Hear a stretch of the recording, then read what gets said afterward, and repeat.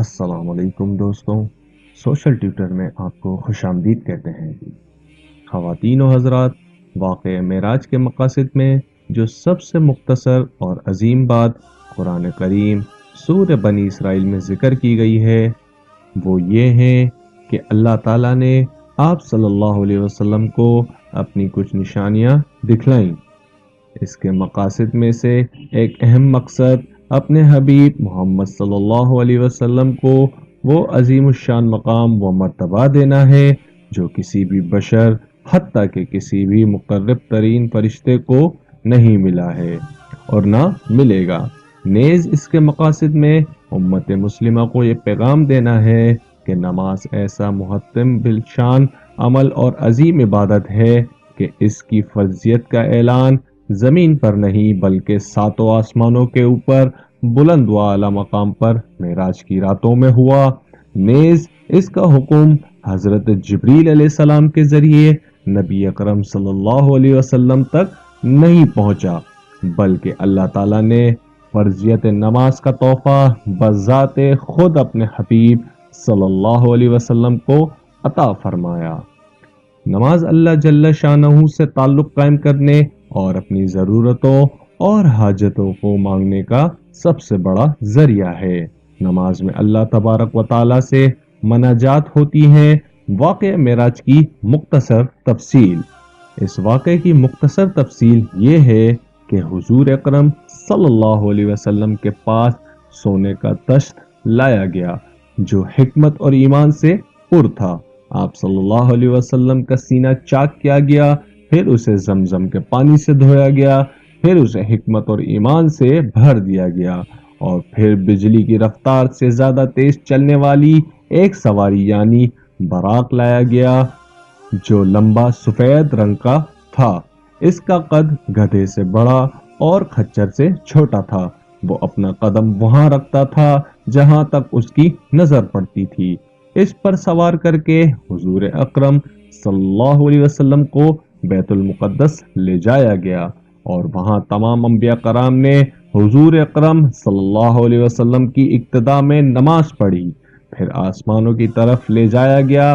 پہلے آسمان پر حضرت آدم علیہ السلام سے ملاقات ہوئی، دوسرے آسمان پر حضرت عیسیٰ علیہ السلام اور حضرت یحییٰ علیہ السلام سے، تیسرے آسمان پر حضرت یوسف علیہ السلام، چوتھے آسمان پر حضرت ادریس علیہ السلام، پانچویں آسمان پر حضرت ہارون علیہ السلام، چھٹے آسمان پر حضرت موسیٰ علیہ السلام اور ساتویں آسمان پر حضرت ابراہیم علیہ السلام سے ملاقات ہوئی۔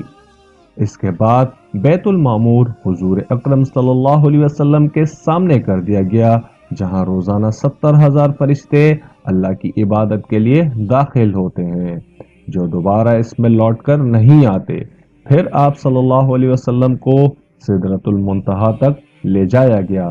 آپ صلی اللہ علیہ وسلم نے دیکھا کہ اس کے پتے اتنے بڑے ہیں جیسے ہاتھی کے کان ہوں اور اس کے پھل اتنے بڑے بڑے ہیں جیسے مٹکے ہوں۔ جب سدرۃ المنتہا کو اللہ کے حکم سے ڈھانکنے والی چیزوں نے ڈھانک لیا تو اس کا حال بدل گیا۔ اللہ کی کسی بھی مخلوق میں اتنی طاقت نہیں کہ اس کے حسن کو بیان کر سکے۔ سدرۃ المنتہا کی جڑ میں 4 نہریں نظر آئیں، 2 باطنی نہریں، 2 ظاہری نہریں۔ حضور اکرم صلی اللہ علیہ وسلم کے دریافت کرنے پر حضرت جبریل علیہ السلام نے بتایا کہ باطنی 2 نہریں جنت کی نہریں ہیں اور ظاہری 2 نہریں فرات اور نیل ہیں۔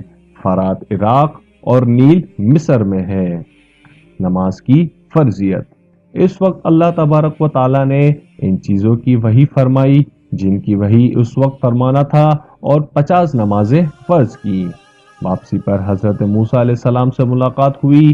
حضرت موسیٰ علیہ السلام کے کہنے پر حضور اکرم صلی اللہ علیہ وسلم چند مرتبہ اللہ تعالیٰ کے دربار میں حاضر ہوئے اور نماز کی تخفیف کی درخواست کی۔ ہر مرتبہ 5 نمازیں معاف کر دی گئیں یہاں تک کہ صرف 5 نمازیں رہ گئیں۔ حضرت موسیٰ علیہ السلام نے اس پر بھی مزید تخفیف کی بات کہی، لیکن اس کے بعد حضور اکرم صلی اللہ علیہ وسلم نے کہا کہ مجھے اس سے زیادہ تخفیف کا سوال کرنے میں شرم محسوس ہوتی ہے، اور میں اللہ کے اس حکم کو تسلیم کرتا ہوں۔ اس پر اللہ تعالیٰ کی طرف سے یہ ندا دی گئی، میرے پاس بات بدلی نہیں جاتی ہے، یعنی میں نے اپنے فریضے کا حکم باقی رکھا اور اپنے بندوں سے تخفیف کر دی، اور میں ایک نیکی کا بدلہ 10 بنا کر دیتا ہوں، غرض یہ کہ ادا کرنے میں 5 ہیں اور ثواب میں 50 ہی ہیں۔ نماز کی فرضیت کے علاوہ دیگر 2 انعام۔ اس موقع پر حضور اکرم صلی اللہ علیہ وسلم کو اللہ تعالیٰ سے انسان کا رشتہ جوڑنے کا سب سے اہم ذریعہ یعنی نماز کی فرضیت کا تحفہ ملا، اور حضور اکرم صلی اللہ علیہ وسلم کا اپنی امت کی فکر اور اللہ کے فضل و کرم کی وجہ سے 5 نماز کی ادائیگی پر 50 نمازوں کا ثواب دیا جائے گا۔ سورۃ البقرہ کی آخری آیت آمن الرسول سے لے کر آخر تک عنایت فرمائی گئی ہے۔ اس قانون کا اعلان کیا گیا ہے کہ حضور اکرم صلی اللہ علیہ وسلم کے امتیوں کے شرک کے علاوہ تمام گناہوں کی معافی ممکن ہے، یعنی کبیرہ گناہوں کی وجہ سے ہمیشہ عذاب میں نہیں رہیں گے بلکہ توبہ سے معاف ہو جائیں گے یا عذاب بھگت کر چھٹکارا مل جائے گا، البتہ کافر اور مشرک ہمیشہ جہنم میں رہیں گے۔ معراج میں دیدار الہی۔ زمانہ قدیم سے اختلاف چلا آ رہا ہے کہ حضور اکرم صلی اللہ علیہ وسلم شب معراج میں دیدار خداوندی سے مشرف ہوئے یا نہیں، اور اگر رؤیت ہوئی تو وہ رؤیت بصری تھی یا رؤیت قلبی تھی۔ البتہ ہمارے لیے اتنا مان لینا انشاءاللہ کافی ہے کہ یہ واقعہ برحق ہے۔ یہ واقعہ رات کے صرف ایک حصے میں ہوا، نیز بیداری کی حالت میں ہوا ہے، اور حضور اکرم صلی اللہ علیہ وسلم کا یہ ایک بڑا معجزہ ہے۔ قریش کی تکذیب اور ان پر حجت قائم ہونا۔ رات کے صرف ایک حصے میں مکہ مکرمہ سے بیت المقدس جانا، انبیاء کرام کی امامت میں وہاں نماز پڑھنا، پھر وہاں سے آسمانوں تک تشریف لے جانا، انبیاء کرام سے ملاقات، اور پھر اللہ جل شانہ کے دربار میں حاضری، جنت و دوزخ کو دیکھنا، مکہ مکرمہ تک واپس آنا، اور واپسی پر قریش کے ایک تجارتی قافلے سے ملاقات ہونا جو ملک شام سے واپس آ رہا تھا۔ جب حضور اکرم صلی اللہ علیہ وسلم نے صبح کو معراج کا واقعہ بیان کیا تو قریش تعجب کرنے لگے اور جھٹلانے لگے، اور حضرت ابوبکر صدیق رضی اللہ تعالیٰ عنہ کے پاس گئے۔ حضرت ابوبکر صدیق رضی اللہ تعالیٰ عنہ نے فرمایا کہ اگر انہوں نے یہ بات کہی ہے تو سچ فرمایا ہے۔ اس پر قریش کے لوگ کہنے لگے کہ کیا تم اس بات کی بھی تصدیق کرتے ہو؟ انہوں نے فرمایا کہ میں تو اس سے بھی زیادہ عجیب باتوں کی تصدیق کرتا ہوں، اور وہ یہ کہ آسمانوں سے آپ کے پاس خبر آتی ہے۔ اسی وجہ سے ان کا لقب صدیق پڑ گیا۔ اس کے بعد جب قریش مکہ کی جانب سے حضور اکرم صلی اللہ علیہ وسلم سے بیت المقدس کے احوال دریافت کیے گئے تو اللہ تبارک و تعالیٰ نے بیت المقدس کو حضور اکرم صلی اللہ علیہ وسلم کے لیے روشن فرما دیا۔ اس وقت آپ صلی اللہ علیہ وسلم حتیم میں تشریف فرما تھے۔ قریش مکہ سوال کرتے جا رہے تھے اور آپ صلی اللہ علیہ وسلم جواب دیتے جا رہے تھے۔ سفر معراج کے بعض مشاہدات۔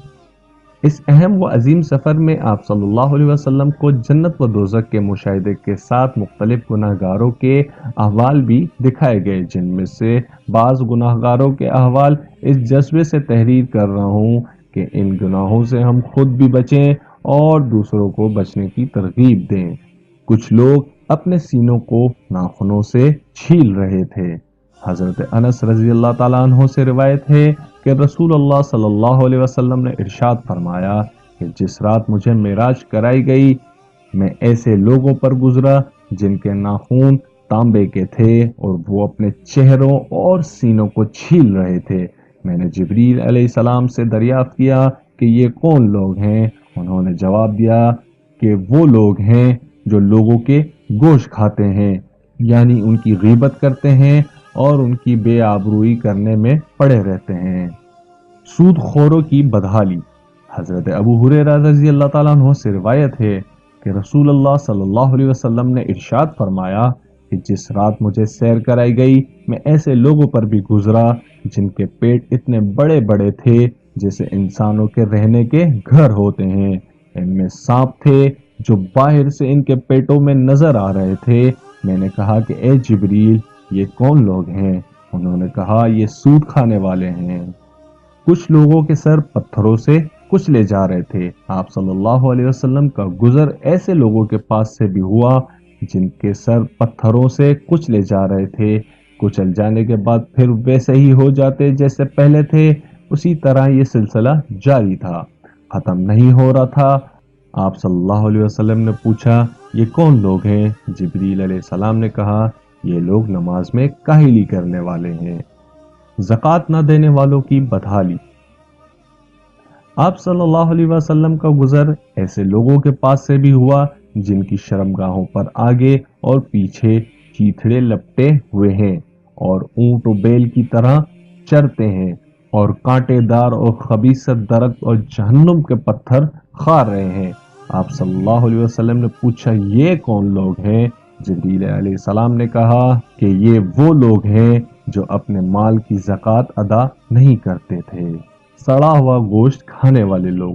آپ صلی اللہ علیہ وسلم کا گزر ایسے لوگوں کے پاس سے بھی ہوا جن کے سامنے ایک ہانڈی میں پکا ہوا گوشت ہے اور ایک ہانڈی میں کچا اور سڑا ہوا گوشت رکھا ہے۔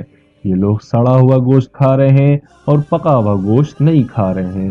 آپ صلی اللہ علیہ وسلم نے دریافت کیا کہ یہ کون لوگ ہیں؟ جبریل علیہ السلام نے کہا کہ یہ وہ لوگ ہیں جن کے پاس حلال عورت موجود ہے مگر وہ زانیہ اور فاحشہ عورت کے ساتھ شباشی کرتے ہیں اور صبح تک اسی کے ساتھ رہتے ہیں، اور وہ عورتیں ہیں جو حلال شوہر کو چھوڑ کر کسی زانی اور بدکار شخص کے ساتھ رات گزارتی ہیں۔ سدرۃ المنتہا کیا ہے؟ قرآن کریم میں سدرۃ المنتہا استعمال ہوا ہے۔ سدرہ کے معنی بیر کے ہیں اور منتہا کے معنی انتہا ہونے کی جگہ کے ہیں۔ اس درخت کا یہ نام رکھنے کی وجہ صحیح مسلم میں اس طرح ہے کہ رسول اکرم صلی اللہ علیہ وسلم نے ارشاد فرمایا کہ اوپر سے جو احکام نازل ہوتے ہیں وہ اسی پر منتہا ہو جاتے ہیں، اور جو بندوں کے اعمال نیچے سے اوپر جاتے ہیں وہ وہاں پر ٹھہر جاتے ہیں، یعنی آنے والے احکام پہلے وہاں آتے ہیں پھر وہاں سے نازل ہوتے ہیں، اور نیچے سے جانے والے جو اعمال ہیں وہ وہاں ٹھہر جاتے ہیں پھر اوپر اٹھائے جاتے ہیں۔ تاریخ کے اس بے مثال واقعے کو بیان کرنے کا اہم مقصد یہ ہے کہ ہم اس عظیم الشان واقعے کی کسی حد تک تفصیلات سے واقف ہوں اور ہم ان گناہوں سے بچیں جن کے ارتکاب کرنے والوں کا برا انجام نبی اکرم صلی اللہ علیہ وسلم نے اس سفر میں اپنی آنکھوں سے دیکھا اور پھر امت کو بیان فرمایا۔ اللہ تبارک و تعالی ہم سب کا خاتمہ ایمان پر فرما اور دونوں جہاں کی کامیابی و کامرانی عطا فرما، آمین ثم آمین۔ دوستوں، آج کی ویڈیو میں بس اتنا ہی۔ تب تک کے لیے اپنے ہوسٹ سوشل ٹیوٹر کو اجازت دیں۔ اللہ نگہبان۔